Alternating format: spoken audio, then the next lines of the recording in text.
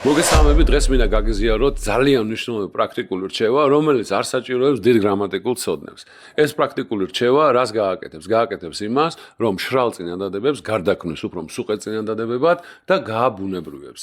დარწმუნებული ვარ, ვისაც გიწევთ ინგლისურ ენოვან ადამიანებთან ურთიერთობა, ძალიან ხშირად გესმით ეს სიტყვები, თუმცა ყოველთვის შეიძლება სათანადო ყურადღებას არ ვანიჭებთ. პირველი სიტყვა გახლავთ like. Like როგორც ვიცით, თავდაპირველი მნიშვნელობით ნიშნავს მოწონებას, მეორადი მნიშვნელობა აქვს ეს თქვა მსგავსება, მაგრამ აი ჩვენ დღეს კონკრეტულად რაზეც შევეხებით, ამ შემთხვევაში likes არანაირი თარგმანი არ აქვს. აბა გაიხსენეთ, რამდენად ხშირად გაგიგიათ ეს სიტყვა like არა დაუშვათ თავისი პირველადი თუ მეორადი მნიშვნელობის კონტექსტში. ეს like გახლავთ პაუზის შემავსებელი. რომელიც ესე ვთქვათ ძალიან ბუნებრივს ხდეს წინადადებებს. ნებისმიერ ინგლისურ ენოვან ადამიანთან ურთიერთობისას თქვენ დარწმუნებით, რომ ძალიან ხშირად იყენებენ აი ამ სიტყვას.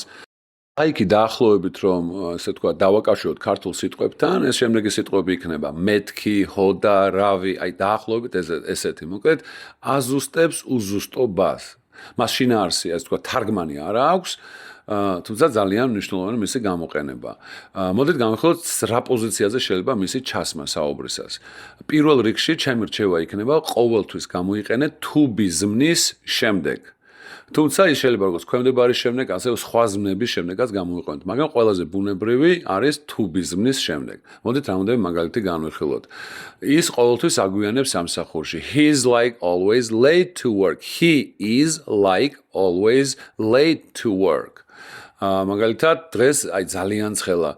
It's like super hot today. It is like super hot today. მე რაღაცა მშია. I'm like hungry today.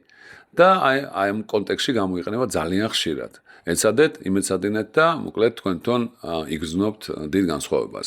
მეორე ეს თქვა შემავსებელი სიტყვა, რომელიც ფილერის სახით არის ცნობილი, ინგლისურ გრამატიკაში გახლავთ actually. Actually ქართულად ნიშნავს რეალურად, ფაქტიურად. მისი ეს თქვა გამოყენების ადგილი არის ქვემდებარის შემდეგ ან ზმნის შემდეგ, მაგრამ ამ შემთხვევაშიც გირჩევთ to be ზმნის შემდეგ გამოიყენოთ ძალიან ბუნებრივია და ძალიან კარგად ჟღერს.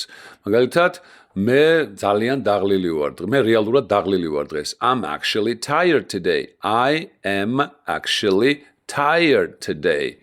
გუშინ ის რეალურად ბევრს მუშაობდა. Yesterday he was actually working a lot. He was actually working a lot. და ასე შემდეგ. მოგე წარმატებებს გისურვებთ, კითხვების შემთხვევაში დამიკავშირდით.